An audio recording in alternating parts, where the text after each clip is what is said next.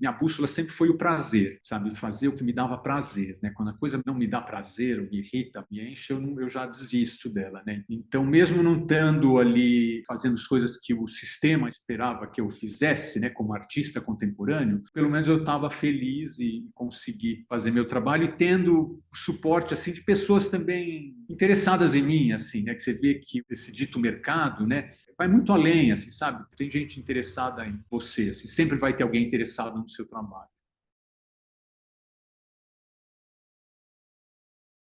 Eu sou um artista independente, né? Mas quer dizer, eu não tive um ensino formal, né? Eu escapei da formação oficial, de faculdade, da FAAP, da ECA. Também não fui um frequentador do Parque Lage, né? Morava em São Paulo, mas eu me formei frequentando o próprio meio da arte, frequentando ateliês de artistas que foram me dando assim, né, referências. E eu estou aqui até hoje, acho que é na coisa do trabalho mesmo, né? Eu sempre, desde o começo, eu trabalhei como artista ou então eu fui buscando oportunidades no meio da arte, né? Trabalhando às vezes no monitor de uma exposição, como impressor de gravura, como professor, professor de criança, em lugares onde eu podia exercer isso livremente. Nessa época também, quer dizer, porque não é um ambiente fechado, né? Acho que o ambiente cultural, né, tinha um monte de coisa acontecendo, e uma delas era o circo. Tinha no Rio de Janeiro o Circo Voador, em São Paulo também tinha a Academia Piolim de Artes Circenses e, enfim, o Circo Escola Picadeiro. E com os amigos eu acabei caindo nessa história e eu descobri um mundo assim muito divertido, interessante e alternativo, né, esse mundo da arte. Eu durante um tempo eu me diverti muito mais sendo contorcionista no circo do que criando estratégias para me tornar um artista visual assim.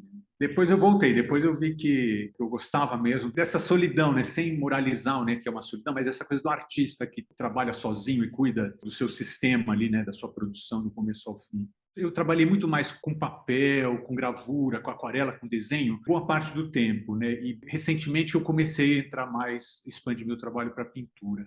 Esses primeiros anos 80, né, eu era muito jovem e eu estava mais preocupado em resolver minhas questões assim internas, pessoais. Assim, a arte era um refúgio, era uma coisa assim que me ajudava talvez a me distrair das urgências que eram mais profundas internas, né? Que é o fato de eu me descobrir gay, assim, né? Quer dizer, eu passar a considerar essa coisa, não, eu sou gay, não tem jeito, mas numa época que, ao mesmo tempo, né, começou. No começo dos anos 80 eram só boatos, né, mas aí no final dos anos 80 era uma coisa aterrorizadora a questão da AIDS para um gay, entendeu? E não tinha com quem falar, assim, né? Mas era muito perverso, né? Tudo que acontecia na imprensa. E eu lembro, por exemplo, quando morreu Lauro Corona, né? Assim, tinham atores de televisão que eu era completamente aquela paixão platônica, assim, né? De repente você vê esses atores, o Strasser, o Corona, o Cazuza, mas assim muitas outras pessoas, assim, né? Às vezes pessoas também próximas, assim, né? Adoecendo e morrendo e sem que nada pudesse ser feito.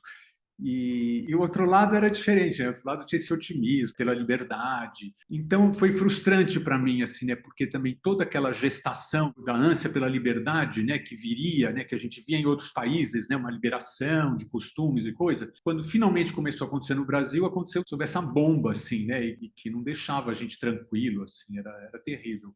Eu sou um artista artesão, eu gosto do trabalho manual, talvez por uma afinidade mesmo, e de ser muito ligado, né? Eu sei até hoje, assim, eu não consigo me desvencilhar da questão manual na arte.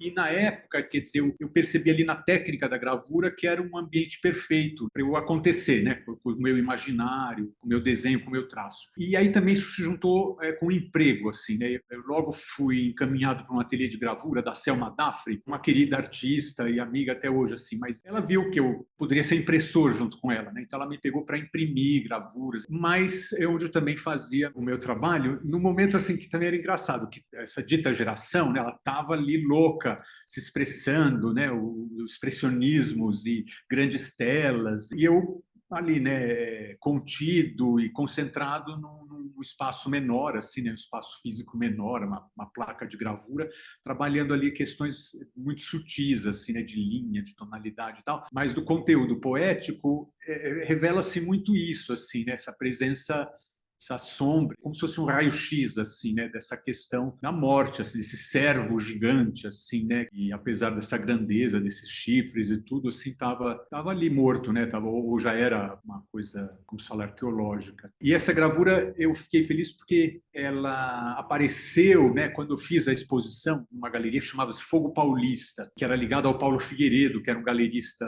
importante, assim. Essa gravura, ela ganhou um destaque enorme no jornal, né, na Folha de São Paulo, no roteiro, ela estava assim reproduzida num tamanho maior do que o real, né? Aí isso me deixou super orgulhoso na época. Então eu considero ela uma peça-chave para mim mesmo, para eu acontecer como artista.